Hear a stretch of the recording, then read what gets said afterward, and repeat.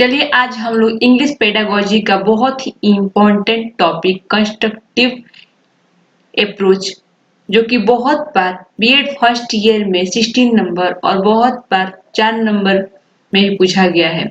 पहले हम लोग डिफिनीशन जानेंगे, फिर इसके कैरेक्टरिस्टिक जानेंगे, फिर एडवांटेज जानेंगे, फिर डिसएडवांटेज जानेंगे, कंक्लूजन जानेंगे।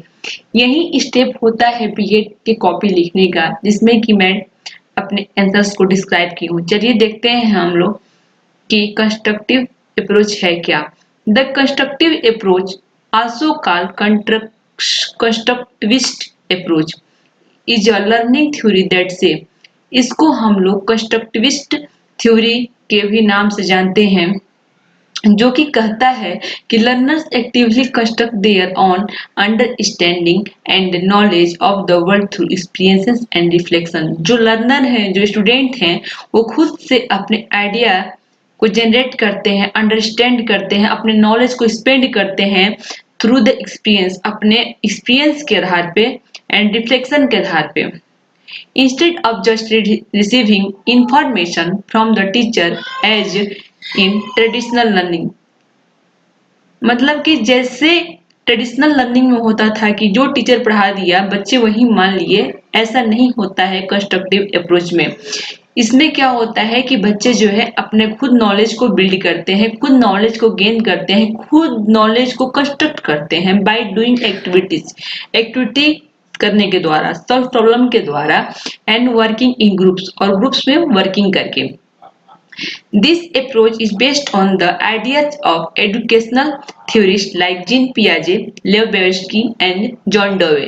तो जीन पियाजे थे, उनका कहना था कि जो बच्चे हैं वो खुद से आइडिया जनरेट करते हैं, जो कि और लेव व्यवस्थी थे, वो बोलते थे कि जो बच्चे हैं वो समाज से सीखते हैं। और जॉन डेवे का भी यही कहना था कि बच्चे समाज से सीखते हैं, वो जन्म से कुछ नहीं उनके अंदर आइडिया होता है। बट जीन पियाजे का कहना था कि जो बच्चे हैं वो लोग खुद से आइडिया को जनरेट करते हैं। चलिए हम लोग चलते हैं कैरेक्टरिस्टिक ऑफ कंस्ट्रक्टिव अप्रोच क्या है। Active learning, student learn by doing.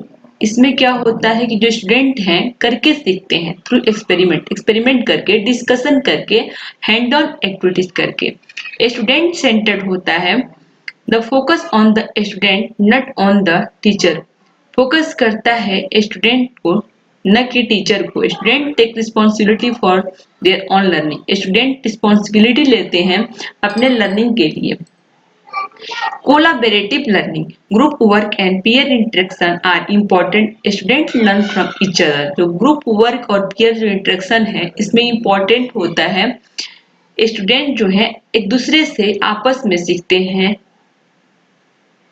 Collaborative learning, group work end हो गया है। रियल लाइफ कॉन्टेक्स्ट, अपने रियल लाइफ के संदर्भ में सीखते हैं। Learning is connected to real life problem and experiences. जो लर्निंग है रियल लाइफ के प्रॉब्लम से जुड़ी हुई है कि हमारे जो लाइफ में क्या हो रहा है उससे बच्चे सीखते हैं। अगर उनके लाइफ में सब कुछ अच्छा होते जा रहा है तो क्या होता है, मतलब बच्चे पॉजिटिव वे में जाते हैं। अगर उनके साथ कोई बुरा चीज होता है अगर लाइफ में, तो बच्चे निगेटिव होते जाते हैं। इसलिए मतलब एक बच्चे के साथ जैसा बिहेव किया जाता है समाज में या उनके पेरेंट्स के द्वारा, बच्चे वैसे ही बनते हैं। तो बच्चे कैसे सीखते हैं, अपने एक्सपीरियंसेस से सीखते हैं, रियल लाइफ से सीखते हैं। Problem solving and inquiry based, ये problem solving and inquiry based भी है। Student explore and find answers instead of being given direct answer. जो स्टूडेंट हैं एक्सप्लोर करते हैं अपने आइडिया को और आंसर खोजते हैं, न कि सिर्फ उनको आंसर दे दिया गया है और उसी को आंसर मान ले। टीचर एज अ गाइडर, जो टीचर होता है एक गाइडर का काम करता है, ओनली गाइड करता है, न कि उसे मतलब टोटली प्रोवाइड करा देता है कि हाँ आपको यही लिखना है। नहीं, टीचर बस गाइड करता है। Knowledge is build, student construct knowledge step by step based on previous learning. जो स्टूडेंट हैं कंस्ट्रक्ट करते हैं नॉलेज को step by step on previous learning, अपने प्रीवियस लर्निंग के आधार पे। एडवांटेज क्या है कंस्ट्रक्टिव अप्रोच के, हम लोग देखेंगे। Encourage deep understanding, student don't just memorise. जो स्टूडेंट है सिर्फ मेमोराइज नहीं करता है, खुद से करके सीखता है। डेवलप क्रिटिकल थिंकिंग, ये बच्चों के क्रिटिकल थिंकिंग को बढ़ाता है। इम्प्रूव कम्युनिकेशन स्किल, इससे कम्युनिकेशन जो स्किल है वो बढ़ती है। बच्चे ग्रुप में काम करना सीखते हैं, अपने आइडिया को एक्सप्रेस करना सीखते हैं।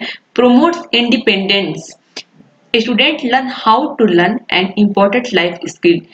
जो स्टूडेंट हैं इंडिपेंडेंट बनते हैं, न कि दूसरे पे डिपेंड रहते हैं। Engage learner, interactive activities keep student interested and motivated. बच्चे इसको मतलब कि क्या करते हैं, इससे मोटिवेटेड होते हैं। जब खुद से वो काम करते हैं तो उनको अंदर से मोटिवेशन आती है। supports lifelong learning.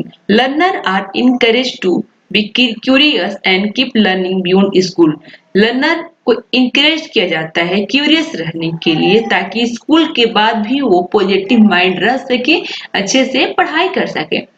Disadvantage of constructive approach, time consuming. इसका डिसएडवांटेज क्या है कि ये ओवर टाइम कंज्यूमिंग होता है, इसमें ज्यादा एक्सपेरिमेंट होता है, ज्यादा एक्टिविटीज होती है, बच्चों पे निर्भर करते हैं, ग्रुप डिस्कशन पर निर्भर करता है, इसलिए क्या है टाइम कंज्यूमिंग होता है। डिफिकल्ट टू मैनेज, थोड़ा डिफिकल्ट पड़ता है। अगर लार्ज क्लासरूम है तो उतने सारे बच्चे को कंट्रोल करना बहुत ही मुश्किल होता है, इसलिए लार्ज क्लासरूम के लिए बेनिफिशियल नहीं है। नीड्स वेल ट्रेंड टीचर, इसके लिए ट्रेंड टीचर की भी जरूरत होती है, जो कि हर स्कूल में नहीं मिलते हैं। Not suitable for all subject, all subject के लिए ये नहीं हो पाता है। जैसे मान लीजिए कि हिस्ट्री है, तो हिस्ट्री में तो हमको डेट ही याद करना पड़ेगा, तो उसको हम एक्सपेरिमेंट और एक्टिविटीज के द्वारा नहीं कर सकते हैं। तो ऑल सब्जेक्ट के लिए क्या है, सुटेबल नहीं है कि खुद से बच्चे आइडिया को जनरेट करें, खुद से आइडिया को क्रिएट करें, खुद से आइडिया को कंस्ट्रक्ट करें। Uneven participation in group activities, some students may dominate while other may stay passive. Group में क्या होता है कि जो कुछ बच्चे हैं पैसिव हो जाते हैं और कुछ बच्चे क्या हैं, एक्टिव रहते हैं। Assessment is challenging, it's harder to test skill like creativity and critical thinking with traditional exam के आधार पर बच्चों की क्रिएटिविटी और थिंकिंग जानना बहुत ही मुश्किल होता है, बहुत ही चैलेंजिंग वर्क होता है। चलिए हम लोग कंस्ट्रक्टिव अप्रोच का कंक्लूजन जानेंगे। The constructive approach is a modern and effective method of teaching that focus on learning by doing. यह जो मेथड है लर्निंग बाय डूइंग पे फोकस करता है। इसमें जो स्टूडेंट हैं उनकी इन्वॉल्वमेंट होती है, वो रियल लाइफ से सीखते हैं। बच्चे जो हैं इसमें इंडिपेंडेंट होते हैं, थिंकर्स होते हैं, प्रॉब्लम सॉल्विंग होते हैं, एक्टिव होते हैं, ना कि पैसिव होते हैं। वो चैलेंजेस को फेस करना सीखते हैं, ग्रुप में डिस्कशन करना जानते हैं, सोसाइटी में रहना सीखते हैं। Overall when used properly and balanced with other methods, the constructive approach can greatly improve the quality of education.